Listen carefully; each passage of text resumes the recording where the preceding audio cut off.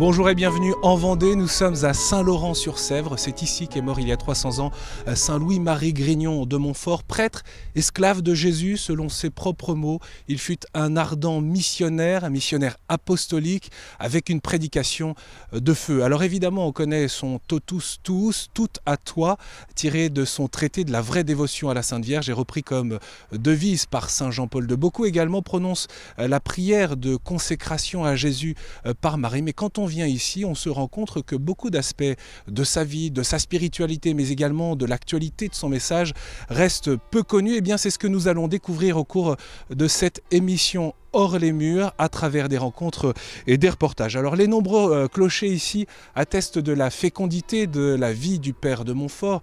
Il a fondé la congrégation des filles de la sagesse, mais également celle de la communauté des missionnaires montfortins. Il est à l'origine des frères de Saint-Gabriel engagés dans l'éducation.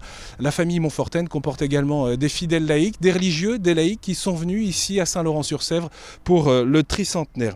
Ordonné prêtre en 1700, le père de Montfort a parcouru l'ouest de la France pour prêcher près de 200 retraites, également des missions jusqu'à l'épuisement. Il avait la grâce de toucher les cœurs par une prédication populaire. Il a contribué à façonner le cœur de la Vendée. Son corps repose ici dans la basilique à Saint-Laurent-sur-Sèvre, qui est un lieu de pèlerinage. Qui est Saint Louis-Marie Grignion de Montfort ? Eh bien, pour ce premier reportage de Martin de Lavenne, nos pas nous conduisent à Montfort-sur-Meux. C'est là qu'est né Saint Louis-Marie Grignion de Montfort, c'est en Ille-et-Vilaine.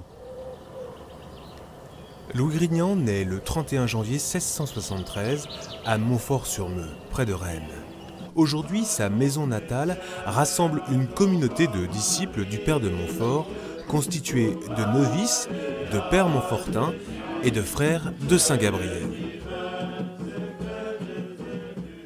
Deuxième d'une famille de 18 enfants, il est issu d'un milieu privilégié pour l'époque. Son grand-père et son père étaient des notaires. Et il y avait beaucoup d'enfants, mais il tenait beaucoup à la carrière.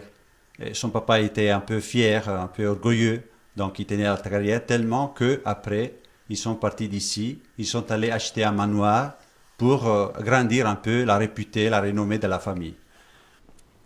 C'est en la paroisse d'Iffendic qu'en 1684, le jeune Louis reçoit le sacrement de confirmation. Louis Grignion, il change son nom, il ajoute Marie, à cause de son amour envers la Vierge Marie.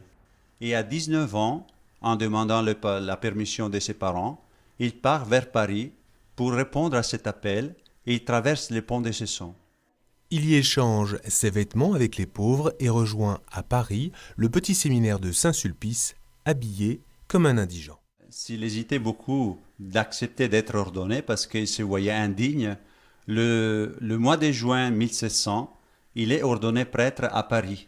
Il est ordonné prêtre, il célèbre sa première messe à Saint-Sulpice. Et l'un de ses compagnons, en voyant comment il célèbre la messe, il écrit qu'il l'a vu comme un ange à l'autel. Le jeune prêtre, après un stage décevant à Nantes, rejoint l'hôpital général de Poitiers et le service des plus pauvres. Il y fera la connaissance de Marie-Louise Trichet, avec laquelle il fonde les Filles de la Sagesse. C'est le temps des commencements, le temps de première persécution, qui commence à l'interpeller et à lui poser des questions, tellement qu'à un moment donné, il prend la décision de partir à Rome, aller consulter le pape, le chef de la catholicité, pour voir si sa mission était authentique. Malgré son désir d'aller évangéliser le Canada, le pape Clément XI le renvoie en France en 1706 avec le titre de missionnaire apostolique. Là, c'est la Vendée, la Loire-Atlantique, les Deux-Sèvres, puis le Maine-et-Loire. Saint Louis-Marie Grignion de Montfort sillonne l'ouest de la France, de paroisse en paroisse, pour prêcher 72 missions. Il organise des processions et y fait ériger des calvaires. Radical de l'Évangile, il possède le don de la parole.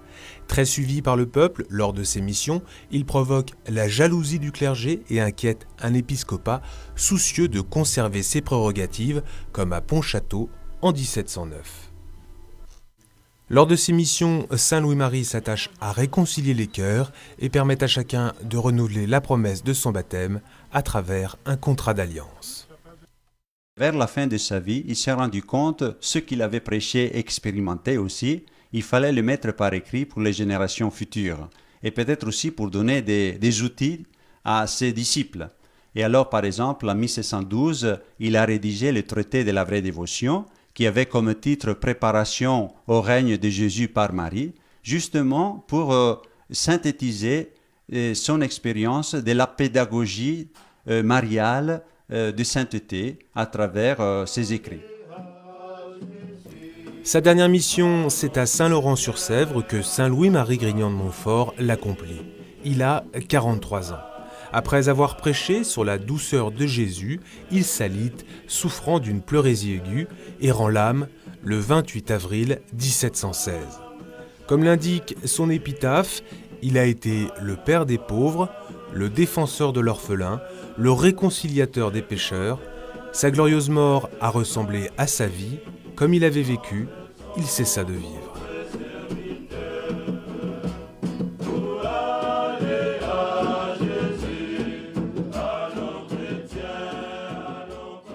Nous voici dans la basilique de Saint-Laurent-sur-Sèvre, tout proche de la tombe de Saint Louis-Marie Grignion de Montfort et de la bienheureuse Marie-Louise de Jésus, cofondatrice des Filles de la Sagesse. C'est là où Jean-Paul II, en 1996, a voulu venir se recueillir, venir prier. C'est là, bien sûr, on l'entendait, où le 28 avril 1716, des milliers de personnes ont accouru au moment de la mort du père de Montfort, au terme d'une ultime mission de 23 jours. Nous sommes avec le père Olivier Maire. Merci d'être avec nous. Vous êtes provincial des missionnaires montfortins pour la province de France. Nous sommes également avec Bertrand Lemaire. Merci d'être là. Vous vous occupez notamment de la librairie qui est sur la place, librairie et médiathèque de Saint-Laurent-sur-Sèvre, et auteur de plusieurs ouvrages sur le père de Montfort. C'est vrai que beaucoup connaissent le père de Montfort du fait de cette devise de Jean-Paul II, tous, tout à toi. De fait, c'est le Saint Jean-Paul II qui a fait connaître la figure de Saint Louis-Marie Grignion de Montfort grâce à ces deux petites paroles, deux petits mots qu'il a pris de la consécration à Jésus par Marie, qui viennent de ce très beau livre, le traité de la vraie dévotion. Au fond, comment est née cette relation si particulière du père de Montfort à Marie et à Jésus par Marie, au fond? Sans doute que depuis l'enfance, il avait une grande dévotion à la Vierge Marie, mais c'est sans doute pendant ses études chez les Jésuites à Rennes, puis ensuite à Saint-Sulpice, qu'il a découvert la place de la Vierge Marie dans le mystère de l'incarnation. Il avait cette phrase très simple, si Jésus est venu au monde par Marie, nous devons aller à Jésus par Marie. Bertrand Lemaire. Je souscris tout à fait à ce que vient de dire le père Olivier Maire. Donc Marie a été l'ascenseur qui a descendu Jésus, Dieu, et de façon à ce qu'il devienne un homme parmi nous. Et ce que nous dit Montfort, c'est tout simplement l'ascenseur a tellement bien marché dans le sens du haut vers le bas, reprenez l'ascenseur, et Marie vous accompagne pour vous diviniser à votre tour. Je pense que c'est un petit peu ça la pensée de Montfort traduite aujourd'hui. Et c'est étonnant de voir comment, bien longtemps après, Jean-Paul II peut dire depuis la Pologne qu'il a saisi, qu'il a compris et peut-être qu'il a résolu aussi même cette relation à Marie en lisant le père de Montfort. Oui, la question du jeune Jean-Paul II, séminariste, avait sa peur que la dévotion à Marie, au lieu de conduire au Christ, éloigne du Christ ou soit un obstacle. Et il écrit que c'est en lisant le traité de la vraie dévotion qu'il a compris et qu'il a eu la réponse à toutes ces questions. Alors il y a de nombreuses situations de vie qu'on rapporte autour du père de Montfort. Je voudrais qu'on s'arrête sur l'une en particulier. Je crois que c'était au moment où il était à Poitiers et où il frappe à la porte d'un monastère en portant un pauvre sur ses épaules en disant « Ouvrez à Jésus-Christ ». Alors, Poitiers n'est pas loin de Saint-Malo. Je crois que c'était plutôt à Saint-Malo. Enfin, ils sont pas loin l'un de l'autre. Et il revenait de sa mission le soir. Il était assez tard. Et il pleuvait et il trouve sur le bord du trottoir vraiment le clochard maximum qu'il puisse trouver. Il le prend dans les bras et il va à ce qu'il appelait la Providence. C'était l'endroit où il hébergeait. Et là, il se trouvait que c'était le presbytère, pardon. Et ayant le pauvre dans les bras, il donne un grand coup de pied dans la porte et un prêtre à l'intérieur dit « Mais qui est là ?» Il dit « Ouvrez la porte à Jésus-Christ ». Alors ça, c'est devenu la synthèse même de l'attitude de Grignion de Montfort avec les pauvres. Et d'ailleurs, ça rejoint tout à fait ce que dit le pape François aujourd'hui, c'est la chair du Christ, le pauvre. Et c'est pas du tout pour avoir un comportement condescendant, c'est parce que Grignion de Montfort s'assimile vraiment à la personne de Jésus-Christ. Alors il avait une manière très particulière de voir, pour lui le pauvre, dans un de ses cantiques, il dit c'est le sacrement de Jésus-Christ. Alors, le père de Montfort, qui avait une dévotion extraordinaire pour l'Eucharistie, il avait une dévotion, on pourrait dire, pour le pauvre. Il voyait dans le pauvre la personne même du Christ. Et quand il voyait un pauvre, il retirait son chapeau. C'est ce respect dû à la personne du pauvre. Comme disait monsieur le maire, jamais condescendant, au contraire, son action en faveur des pauvres, c'était de leur redonner leur dignité. Le père de Montfort est mort d'épuisement. Au fond, il a prêché ses missions jusqu'à l'épuisement. Oui. Mais il avait un rapport justement au corps qui était très, très rude. Oui, disons que c'est un homme très costaud, Salut Marie Grignion de Montfort. Une grande taille, une force de la nature. Il était capable de soulever une barrique. Une barrique, oui. C'était une force assez considérable. Donc c'est pour ça qu'il était marcheur. Évidemment, mourir à 43 ans, bon, on était dans le froid, il n'avait pas d'habits d'hiver, donc été comme hiver, il était habillé de la même manière.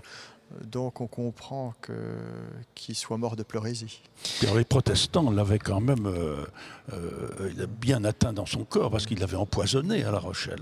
Et il raconte, tous les chroniqueurs disent bien que toute sa vie, il a gardé les séquelles de cet empoisonnement. C'est intéressant ce que vous dites parce qu'il faut peut-être revenir un instant sur le contexte historique et ecclésial, brièvement, parce que, voilà, ordonné prêtre en 1700, mort en 1716. C'est quoi le contexte qu'il trouve le contexte, dans l'émission ? Une église catholique un peu divisée entre le haut clergé et le bas clergé. Le haut clergé qui touchait un peu les honoraires et puis les autres qui faisaient le travail. Et puis il y avait surtout jansénistes et protestants. Alors, il provoquait pas mal de dégâts chez les voisins d'en face parce qu'il récupérait dans l'église catholique par tous les gens qui se convertissaient. Donc, il avait déclenché une certaine hostilité envers lui. Et les protestants à La Rochelle ont décidé de lui mettre un peu de cyanure dans son verre de vin, s'il en prenait. C'est quoi, au fond, les fondamentaux de sa prédication ?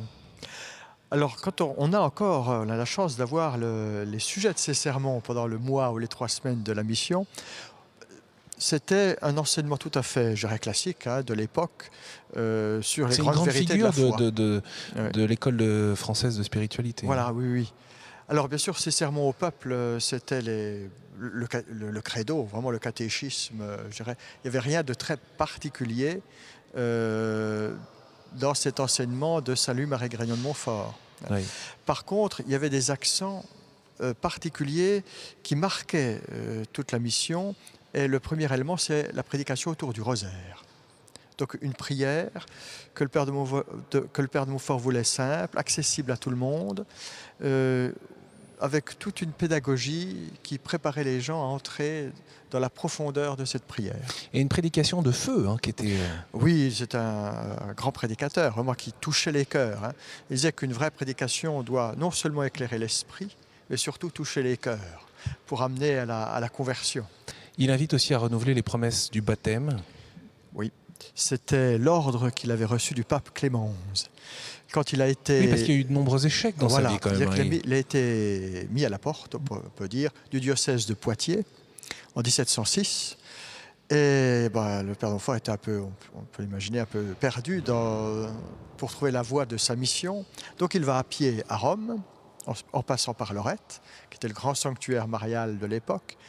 Et il s'offre au pape Clément XI. Et le pape Clément XI le renvoie en France, avec le titre de missionnaire apostolique, en lui disant de continuer ce qu'il faisait, c'est-à-dire renouveler l'esprit du christianisme par le renouvellement des promesses du baptême. Retourner au cœur même de notre foi, au cœur du dynamisme de notre vie baptismale. Et au cours de ces missions, il y avait aussi symboliquement cette croix qui était plantée, ces calvaires qui étaient élevés. Alors c'était la fin de la mission. C'était exalter le Christ glorieux. Pour le Père de Montfort, la croix est avant tout un signe de victoire, pour que les chrétiens se souviennent de la mission et se souviennent des engagements qu'ils avaient pris en renouvelant les promesses de leur baptême. Merci beaucoup à tous les deux. L'élévation d'une croix, d'un calvaire, eh bien c'est précisément la première scène du spectacle musical Sur les pas du Père de Montfort, qui a été créé avec les frères Martineau, organisé avec l'Institut musical de Vendée, avec les élèves de l'établissement Saint-Gabriel ici à Saint-Laurent-sur-Sèvre. C'est une aventure qui a mis en route et auquel donc tous ces élèves ont participé. Je vous propose de retrouver ce reportage de Louise Malnois. C'est une histoire qui se raconte depuis 300 ans, celle de Saint-Louis-Marie Grignion de Montfort. Ceux qui s'apprêtent à la raconter sont encore jeunes, ce sont les élèves de Saint-Gabriel-Saint-Michel. L'histoire de Montfort, on connaissait pas tout et on en a appris beaucoup sur Montfort. Quoi. Et puis on est ensemble, donc ça fait un spectacle de plus avec tous ensemble. Puis on partage des bons moments. Voilà. Ambiance plutôt détendue côté coulisses pour les élèves. À leur côté, un maître d'œuvre plein d'énergie, Germain Morillon. C'est lui qui dirige l'Institut musical de Vendée. Ça, c'est pour faire après le débrief avec les artistes, pour leur dire ce qui a marché, ce qui n'a pas marché, et pour que le spectacle, après, ils prennent les consignes et se disent « oui, effectivement, c'est bon ». La répétition générale s'achève. À l'origine de ce projet de spectacle, 2 professionnels de la scène, 2 enfants du pays, les frères Martineau. Il y a déjà quelques années, Roger Martineau s'est questionné sur le message du Père de Montfort. Vous avez reçu Jésus, vous avez beaucoup reçu, qu'est-ce que vous allez faire de votre vie ? À la base, c'est vraiment ça que je ressens de lui. Il m'interroge, il nous interroge sur ce qu'on doit faire ayant reçu la foi, qu'est-ce qu'on va en faire. Voilà. Et le voilà lancé dans un projet théâtral. Il y a 5 ans déjà, il embarque un comédien avec lui pour camper le rôle principal. De faire en sorte que Montfort revienne dans les mémoires, existe, parce que c'est un personnage qui a un côté tellement contemporain, c'était un précurseur, c'était un visionnaire, Montfort. Il a toute son actualité aujourd'hui, c'est extraordinaire. Et ses écrits sont tellement magnifiques qu'il faut insister, il faut revenir. Louis-Marie Grignion de Montfort parlait aux foules à travers ses écrits, ses prédications et ses chansons populaires. Voilà aujourd'hui une nouvelle interprétation portée par les enfants de l'Institut musical de Vendée. Le lendemain, derniers ajustements avant la première représentation. Créée il y a 18 ans, l'IMV permet aux élèves de Saint-Gab qui le souhaitent de se consacrer à la musique en parallèle de leurs cours à horaires aménagés. Évidemment de la rigueur, on travaille la rigueur, la concentration, la mémorisation, ce que fait l'école quelque part, mais dans des cours. Tandis que là, ils le vivent par une passion. Donc comme ils le vivent par une passion, ils l'intègrent encore plus rapidement. En effet, monter sur scène permet aux jeunes artistes de découvrir ou redécouvrir la vie de Montfort. On peut découvrir de nouvelles choses, puisque tout ce qui peut être dit dans un musée ou une conférence ne peut pas être dit dans un concert et ainsi de suite, enfin vice versa.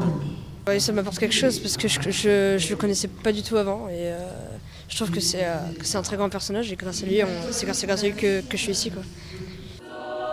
Le fameux Totus Tous de Saint-Louis-Marie Grignion de Montfort prend corps sur scène.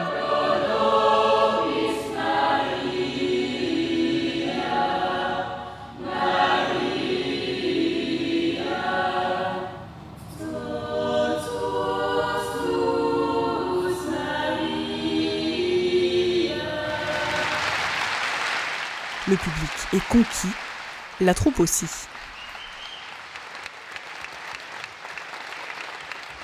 Montfort va continuer à vivre, évidemment. Là, c'est que le début. Donc maintenant qu'ils ont compris le message, il faut qu'ils le véhiculent. Et bien sûr, ce sont maintenant nos missionnaires. Prochain défi pour les chanteurs de l'Institut musical de Vendée, se réapproprier le message de Montfort pour continuer à le dispenser.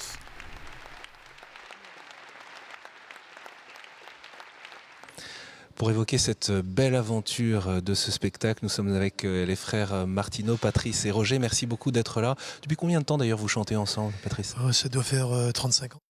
Il faut dire que vous êtes, pour ceux qui vous connaissent peut-être pas suffisamment, que vous êtes vendéen et que finalement le berceau familial c'est tout proche d'ici. Hein. Oui, c'est à 25 km, nous sommes des nés natifs comme on dit ici. Donc le père de Montfort, c'est un proche pour vous ? On ne peut pas ignorer le père de Montfort quand on est en Vendée. Alors c'est un proche, c'est-à-dire que c'est un proche, mais ceci dit, il a une telle personnalité qu'on peut aussi avoir...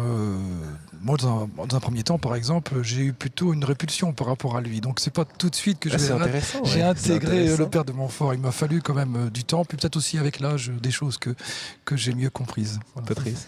Oui, moi j'étais surveillant éducateur à Saint-Gabriel pendant 4 ans. À l'époque, j'étais loin de l'église et j'ai jamais mis les pieds dans la basilique. Donc pour moi, c'était un étranger. On dit parfois que d'ailleurs les Vendéens ont aussi à se réapproprier le père de Montfort. Oui, c'est vrai. Et en fait, c'est avec la redécouverte de la foi que quand les choses se mettent en place, quand les écailles tombent des yeux, qu'on redécouvre tout ce qui nous nourrit, quoi. À la fois la famille, on la redécouvre. On redécouvre aussi tout l'héritage qu'on a reçu de nos parents, et notamment le père de Montfort faisait partie de cet héritage spirituel de la Vendée. Bel investissement de ces jeunes à travers ce spectacle, hein. On l'a vu à l'instant. Oui, bien sûr. Ouais, c'était vraiment. C'est très beau de la transmission, quoi. Moi, c'est ce qui m'a beaucoup touché dans cette aventure, c'est de voir que derrière, dans les coulisses, ils ne se contentaient pas de leur rôle, mais ils continuaient à chanter, ils continuaient à rêver du père de Montfort. Oh non, là, je me suis amusé avec eux derrière, parfois dans les coulisses. C'est étonnant de la manière dont le père de Montfort évangélisait à travers ses missions et ses prédications. Il utilisait beaucoup la chanson. Oui, mais il avait affaire à des gens qui étaient illettrés. Donc il savait que quand il y a une petite mélodie qui est sur des paroles, ça rentre tout seul, quoi. Donc pour lui, il a utilisé Internet avant l'heure, quoi. C'est un peu ça, quoi. L'outil le plus populaire de l'époque. Et où est-ce qu'il apprenait ses chansons ? Il allait traîner dans les troquets. On peut se demander, d'abord le spectacle évoque cette chose-là, oui. Mais c'est vrai que lui, il voyait que les gens aimaient ses chansons. Et il se disait, c'est quand même dommage que ça ne serve qu'à divertir. Donc voilà, il a investi la chanson parce que les gens aimaient. Et à travers ce spectacle, mais aussi, on vous retrouve bien dans ces chansons, parce qu'il y a les paroles, la richesse des paroles. Hein. Voilà. Et disons qu'on a quand même... nos musiques, c'est comme aussi une relecture un peu du père de Montfort. Les musiques, disons, anciennes, sont la plupart très très jolies en plus. Hein, ce sont des belles mélodies, mais elles ont un côté patrimonial, c'est du patrimoine, donc on ne peut pas comprendre comment c'était reçu à l'époque, vu qu'eux, ils n'étaient pas dans le patrimoine de ces chansons-là. Donc il fallait vraiment redonner avec, disons, des airs d'aujourd'hui, le message du père de Montfort. Quelles sont les paroles qui vous marquent le plus ? La manière dont le père de Montfort parle de Jésus, de Marie, de la foi ? Mais moi, il y a des choses qui m'ont choqué. Qui vous ont choqué ? Oui, choqué, qui m'ont fait un choc pour m'éclairer, quoi. C'est surtout, par exemple, dans Dieu très haut, là, il y a... À la fin, quand il dit de ce merveilleux vin des anges, enivrons-nous, et de ce pain de haute louange, engraissons-nous, quoi. Enfin, quel est le prêtre aujourd'hui qui oserait dire engraissons-nous d'Eucharistie, quoi. Mais parce que c'est plus énorme, dans notre culture, c'est plus le même registre. Ah non, c'est lié à lui. Je pense que c'est lié à sa nature profondément. Et, je pense qu'il est très simple, le père de Montfort. Et donc, c'est le mot qui lui venait, qui transmettait ce qu'il ressentait. Et je pense qu'il le prenait sans s'occuper, savoir si ça choquait ou pas. Or, ça choquait déjà à son époque. Le choc était le même pour eux que pour aujourd'hui. Et pour vous, en quoi son message est actuel aujourd'hui, sa prédication ? Par la provocation. Dans un monde où on frise le chaos, il y a une parole qui vient nous bousculer. Enfin, c'est comme... ça nous vient, on ne sait pas d'où, ça nous vient même pas d'un temps précis, ça nous vient presque de l'éternité, quand on vient nous bousculer. Moi, ce qui m'a vraiment touché, c'est toujours cette manière de nous mettre au cœur de nos questions essentielles. C'est vraiment, qu'est-ce que vous allez faire de votre temps ? Que vous avez la vie, vous avez le temps, et vous avez reçu Jésus qui éclaire tout ce que vous devez faire. Et toujours, il nous met devant cette question. mais qu'est-ce que vous attendez pour choisir ça? Et c'est vraiment ce qui m'a le plus touché, et même je dirais, qui m'a dépouillé un peu de mes craintes par rapport, parce que contrairement à Patrice, moi, ce côté choquant me bloquait plus qu'autre chose. Mais une fois que j'ai compris cette question essentielle, j'ai compris aussi que c'était le trésor de Montfort, que c'est ces questions toujours posées devant nous. Merci beaucoup à tous les deux pour votre joie communicative, pour votre foi, pour votre talent aussi. Merci beaucoup. Et la mise en œuvre de spectacles sur les pas de Montfort. C'est un spectacle qui a été donné ici à Saint-Laurent-sur-Sèvre dans le cadre du tricentenaire de la mort de Saint-Louis-Marie Grignion de Montfort. Et bien sûr, vous allez pouvoir le découvrir sur KTO en intégralité, également sur le site internet de KTO. Autour de la fête liturgique de Saint-Louis-Marie Grignion de Montfort, eh bien, toute la famille montfortaine était réunie ici pour un jubilé, un triduum en quelque sorte montfortin, des personnalités et des représentants du monde entier, des laïcs, des religieux, des prêtres s'est retrouvé ici pour renouveler son baptême et demander la sagesse.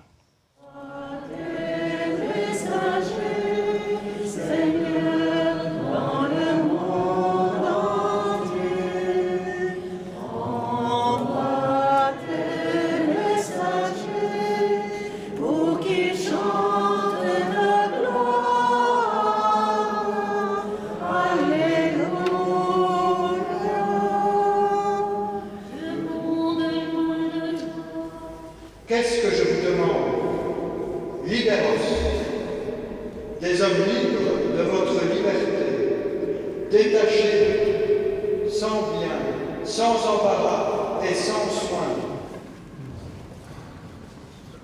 Et dans cette basilique Saint-Louis-Marie Grignion de Montfort, nous retrouvons sœur Louise Mador. Bonjour. Bonjour. Merci beaucoup d'être là. Vous êtes canadienne. Oui. Vous êtes la supérieure générale de la congrégation des filles de la sagesse, cofondée par le Père de Montfort et la bienheureuse Marie-Louise de Jésus. Marie-Louise de Jésus, son nom de religion. Marie-Louise Trichet, elle va rencontrer le Père de Montfort quand elle a 17 ans. Elle lui dit qu'elle veut devenir religieuse. Il faut qu'elle attende? Non. Elle avait essayé dans d'autres congrégations et on l'avait refusé pour cause de maladie. Et voilà que le Père de Montfort fait une prédication dans sa paroisse. Et sa sœur revient tout enthousiasmée. Elle dit, il est superbe ce prédicateur. Alors, Marie-Louise va le rencontrer au confessionnal. Et il lui dit, qui vous a envoyé? Et elle dit, c'est ma sœur. Il dit, non, c'est la Vierge. Et là, elle lui partage son désir d'être religieuse. Et il lui dit, vous serez religieuse.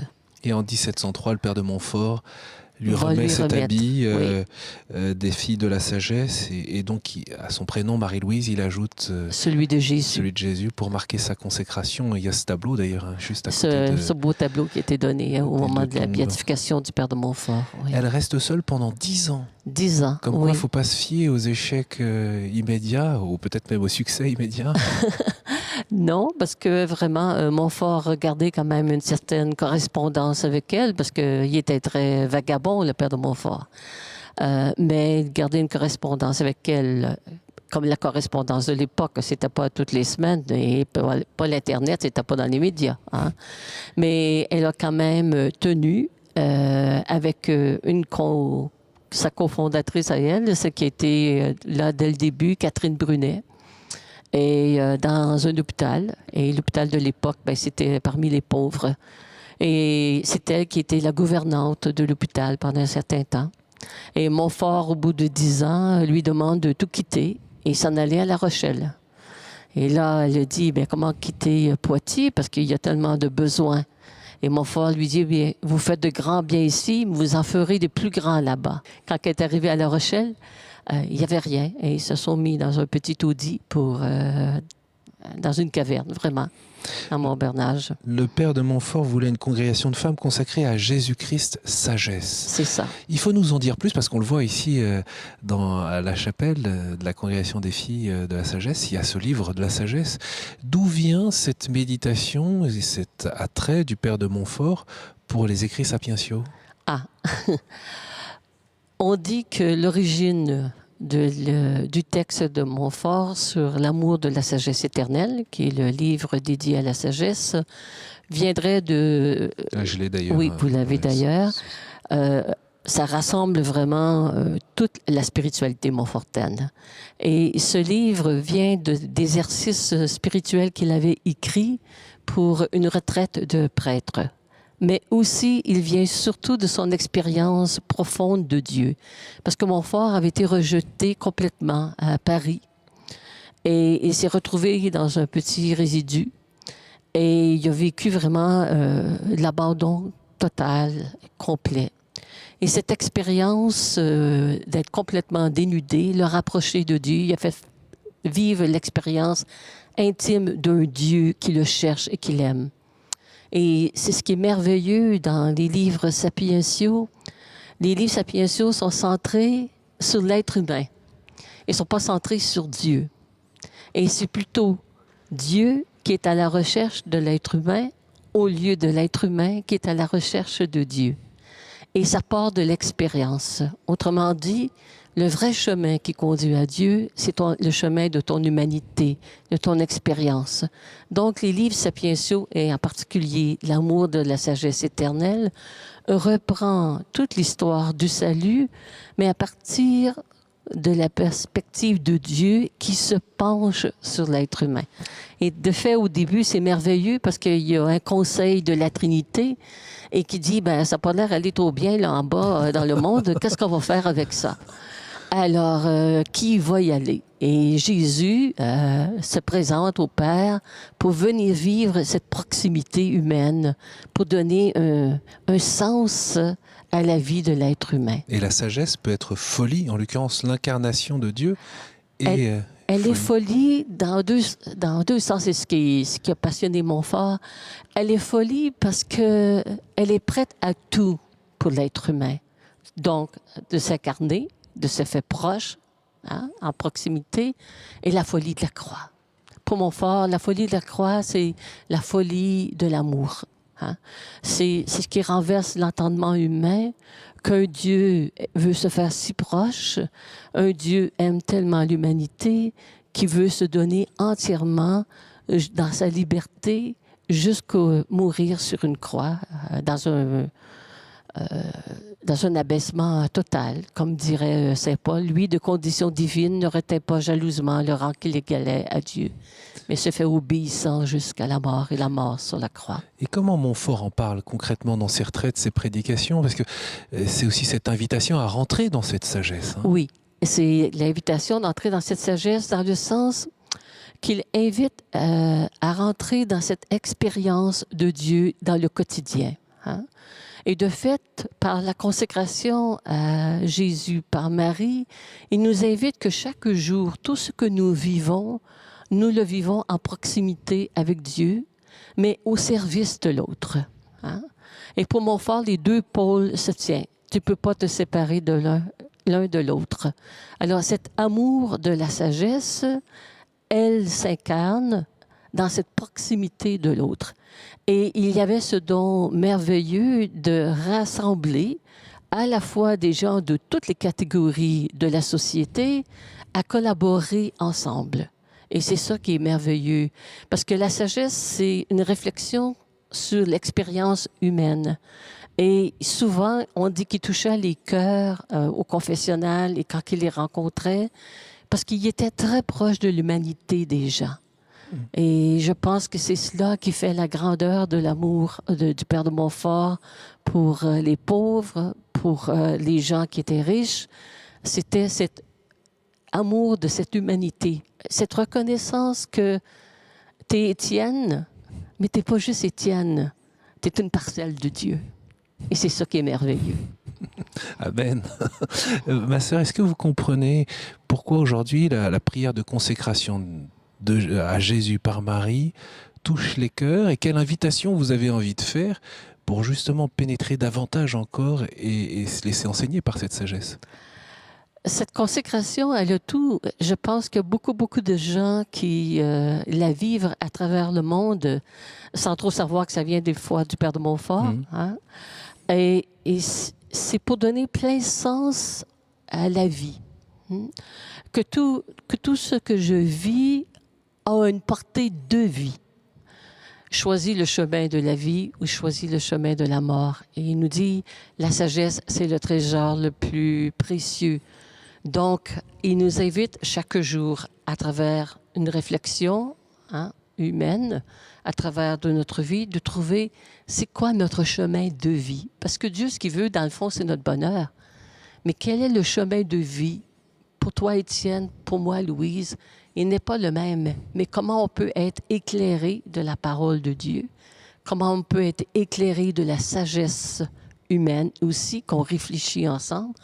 Dieu passe à travers de ça pour nous indiquer les chemins de vie.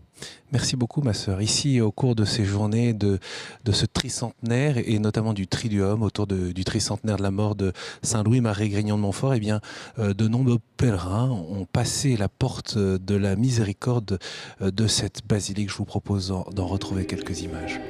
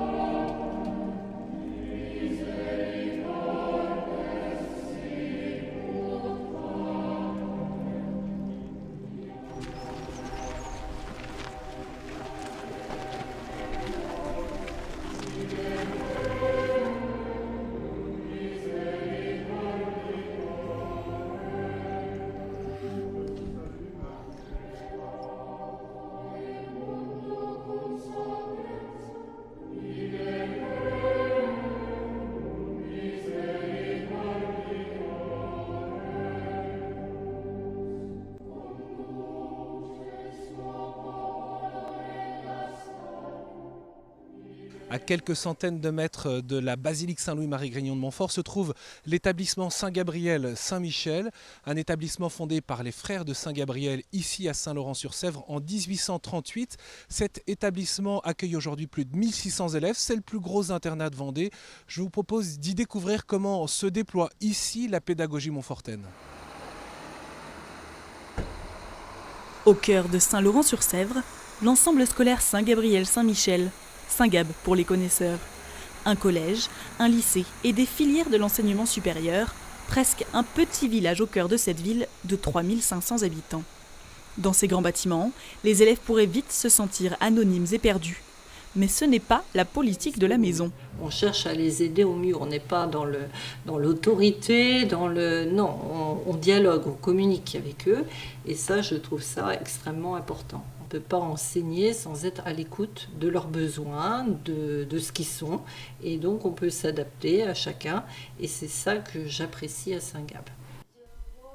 Les élèves de 6e 1 semblent apprécier aussi. L'enseignement et les enseignants s'adaptent, y compris aux enfants intellectuellement précoces ou dyslexiques. Je suis dyslexique et puis du coup mes parents ils ont décidé de me mettre là. C'est bien, j'aime bien ce collège parce qu'il y a plein d'options par rapport aux autres collèges et puis on est bien, les profs ils sont sympas. Enfin on existe, ils sont pas tous dans leur cours à chaque fois à expliquer et puis la fin du cours c'est fini. Enfin ils nous parlent, on rigole des fois, c'est marrant. Ici, les élèves se voient proposer plus qu'un cursus scolaire. Ils peuvent se construire grâce aux options, chant, théâtre ou encore cinéma. Et une grande place est laissée à l'initiative. Ce soir, quelques jeunes de seconde prennent 1 heure de leur temps pour apprendre le français à 2 réfugiés érythréens. Arrivés à Saint-Laurent 1 mois auparavant, ils sont hébergés par les Sœurs de la Sagesse, voisines de l'école. On a eu l'occasion, avec ma collègue d'histoire-géographie, de faire travailler les élèves sur le thème des migrants. Et donc, très simplement, la proposition a été faite et les élèves se sont portés volontaires pour faire des cours de conversation avec eux, à des moments qui étaient choisis et puis qui convenaient à tout le monde. 3 fois par semaine, différents groupes de lycéens marchent ainsi dans les pas de Saint-Louis-Marie Grignion de Montfort. Comme lui, ils prêtent attention à leurs prochains, aux démunis, à leur manière. C'est enrichissant de manière personnelle parce que j'ai pas forcément l'occasion de voir des gens comme ça tous les jours, des migrants qui viennent, qui ont vécu des choses que nous, qu'on n'a même pas idée qui pourraient nous arriver malheureusement. Et, donc voilà, et aussi spirituel parce qu'on se rend compte que peu importe la religion, la langue, les choses comme ça, on arrive tous à communiquer, à échanger. Pendant leur scolarité, les élèves de Saint-Gab peuvent cheminer dans leur foi s'ils le souhaitent. Le catéchisme est une option libre, assurée notamment au lycée par le frère Maurice. Aujourd'hui, à l'occasion du tricentenaire de Saint-Louis-Marie Grignion de Montfort, il invite cette classe de 3e à se pencher sur son œuvre. Moi je trouve ça intéressant, mais après je suis pas catholique, donc c'est pas une chose qui m'intéresse vraiment, mais je trouve ça intéressant. Parce qu'on n'est pas tous croyants, donc on connaît nos bases, on connaît Jésus, mais après on connaît pas tout le parcours, quoi. L'encadrement spirituel des élèves de Saint-Gab est proposé librement. Les cours ne sont aujourd'hui plus dispensés par des frères enseignants. Cependant, les écoliers côtoient chaque jour les frères de Saint-Gabriel, tout proche de l'établissement. La part importante, je pense, c'est aussi porter tout ça dans la prière. Voilà, nous sommes là une présence discrète, si on veut, mais voilà, significative quand même. Dans les pas de son fondateur, la communauté éducative de Saint-Gabriel reste présente à Saint-Laurent-sur-Sèvre. Aujourd'hui, une trentaine de frères indiens profitent de leur passage ici pour parler pédagogie. Dans un pays où seul 1,5% de la population est chrétienne et où le taux de pauvreté frôle les 30%, l'éducation montfortaine se déploie vivement. Vous savez, c'est une sorte d'enseignement de masse, dans le sens où nous avons 50 à 60 élèves par classe. Donc, pas dans les meilleures conditions pour étudier, mais en même temps, nous avons de nombreuses activités pour les élèves. Là où le mot évangélisation est tabou, l'éducation spirituelle se poursuit en dehors des salles de classe, par le sport, la littérature. Au centre des débats aujourd'hui, le message de Montfort de s'adapter aux cultures locales pour une parole plus efficace. L'éducateur montfortin gabriéliste, ce qui pourrait le distinguer, c'est ce que j'ai appelé tout à l'heure une sorte de disponibilité universelle. Si on met ses pas dans les pas de Montfort, on est un serviteur. Au service de l'éducation, la pédagogie montfortaine accompagne beaucoup d'élèves dans le respect de la personne et de sa singularité. Ici, à Saint-Laurent-sur-Sèvre et dans plus de 30 pays à travers le monde.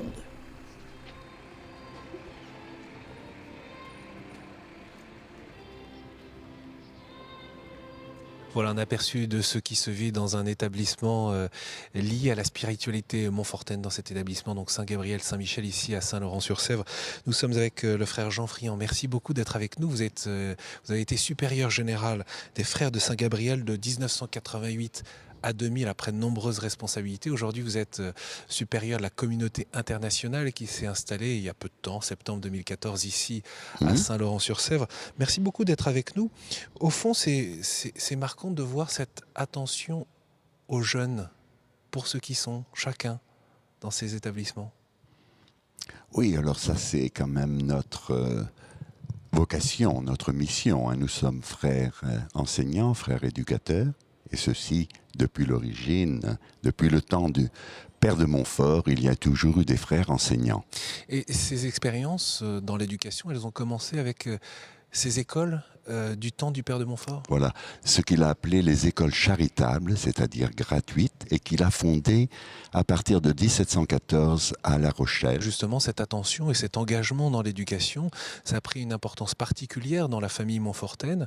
L'un des supérieurs, en 1841, au moment où il décède, en tout cas, a imprimé une marque et une décision de s'engager, de créer une congrégation particulière, les frères de Saint-Gabriel, pour s'engager dans l'éducation, avec une attention particulière aux pauvres. Hein. Exactement. Donc c'est pour nous Gabriel Dehaye, qui est vraiment, on l'a parlé, du second fondateur, mais c'est suite à ce supérieur général, donc successeur de Montfort, que nous devenons un institut autonome, parce qu'avant nous vivions avec les pères et Montfortins, et là nous devenons donc une congrégation qui prendra le nom de Frères de Saint-Gabriel. Avec une attention particulière aux personnes sourdes, aux muets. Ah oui, parce que Gabriel Dehaye a été sensible lorsqu'il était curé d'Auray aux sourds. Et pour moi, c'est vraiment celui qui a démocratisé l'enseignement des sourds en France. Il a créé 7 institutions de sourds, alors qu'avant, il y avait eu l'abbé de l'Épée le premier, avant la Révolution, et l'abbé Sicard du temps de Gabriel Dehaye, mais c'est une école, tandis que lui, ça va être 7 grâce aux sœurs pour les filles et aux frères pour les garçons. Et ça, c'est une tradition qui continue spécialement maintenant en Inde et en Afrique. Alors justement, vous parlez de l'Inde, il y a 1200 frères de Saint-Gabriel, dont près de la moitié en Inde. Exactement, Quelle oui. est l'expérience en Inde de ces frères dans l'éducation ? Alors, les frères, vraiment, ont là une mission importante près des pauvres. Et peut-être qu'il faut dire, oui, l'événement qui s'est passé, je pense, en 1974, un frère qui était maître des novices dans le Bihar, un état très pauvre dans le nord de l'Inde, s'est senti attiré pour aller dans les villages près des pauvres. Et cette expérience s'est généralisée un peu à travers toute l'Inde. Nous sommes dans les villages reculés et dans les bidonvilles, au lieu d'être simplement dans des écoles un peu académiques dans les villes. Et qu'est-ce que ça a changé de l'expérience éducative et de la proposition aussi des frères ? Ça a changé la mentalité des frères, parce qu'ils n'étaient plus au service des pauvres, ils vivaient avec. Moi, allant dans ces villages-là, j'ai toujours été émerveillé. Il n'y a pas d'électricité, pas de courant. Les frères vivent comme les gens. Et alors, je vois la première expérience, ils n'avaient pas acheté une maison, ils étaient loué une maison à un musulman. Et ils ont développé pas simplement l'école sous les arbres au départ, avant qu'il y ait des bâtiments, mais aussi un petit système de santé, un petit système de magasins, parce que les gens devaient aller perdre une journée pour aller acheter un morceau de savon, et donc aussi une petite banque, etc. Enfin, toute l'agriculture. C'est donc un développement intégral et ça a eu une influence générale sur l'ensemble des frères. Ils étaient sensibles aux pauvres, mais là, ils l'ont été encore beaucoup. On voit, frères, en Europe, en France aussi en particulier, les besoins éducatifs aujourd'hui. Comment expliquer d'une certaine manière que les vocations se soient taries en France ? Alors, est-ce frères de Saint-Gabriel ? Oui, c'est une question importante et qui nous touche.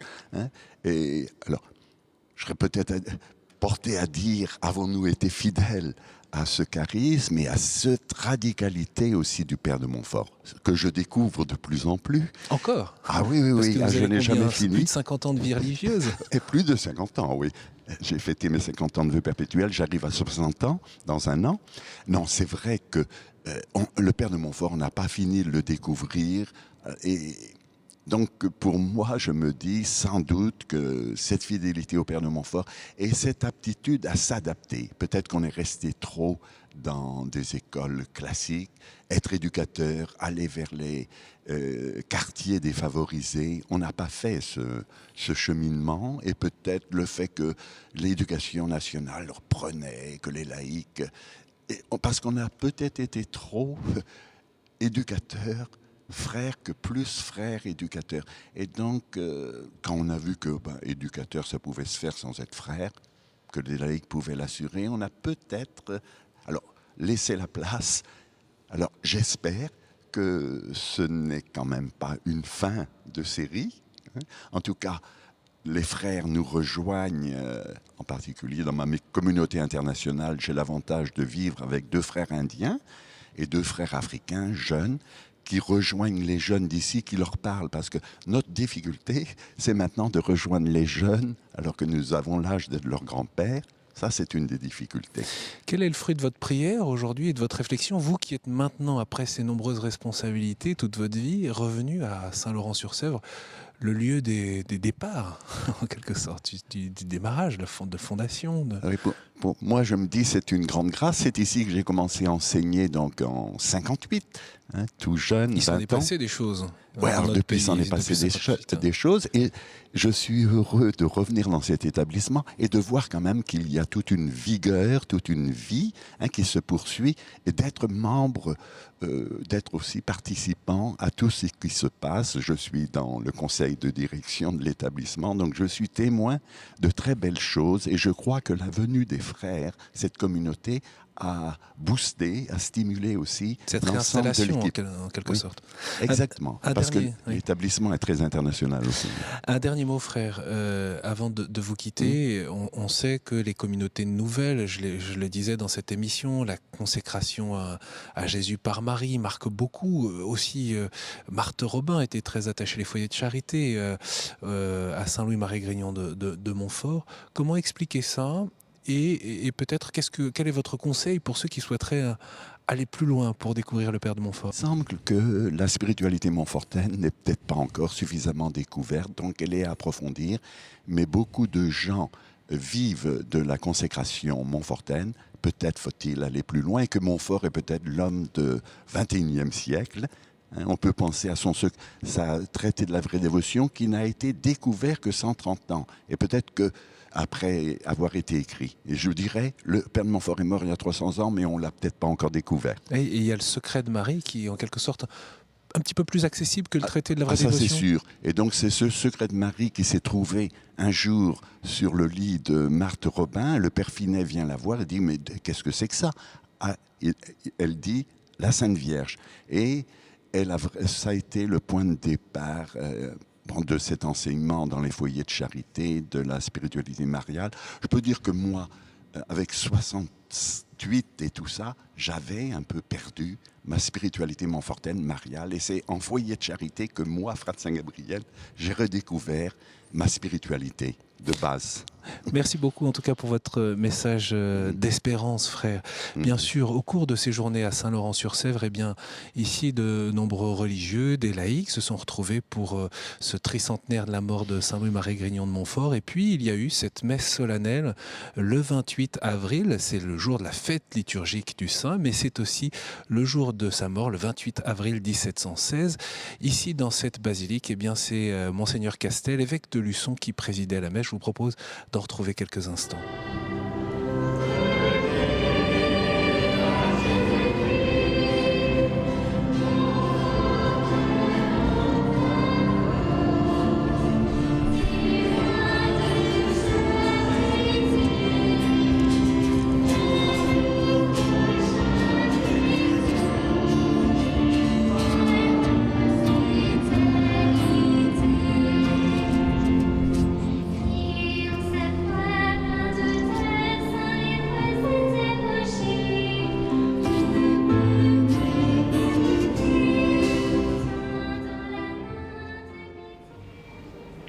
Au feu! Au feu! Le cri d'alarme lancé par Saint Louis-Marie nous saisit. Il nous saisit au point de nous travailler intérieurement. Il est tout à la fois le cri légitime d'urgence, suscité par la découverte de l'immensité du champ missionnaire, mais aussi le constat jubilatoire de celui qui reconnaît l'œuvre de Dieu dans les cœurs.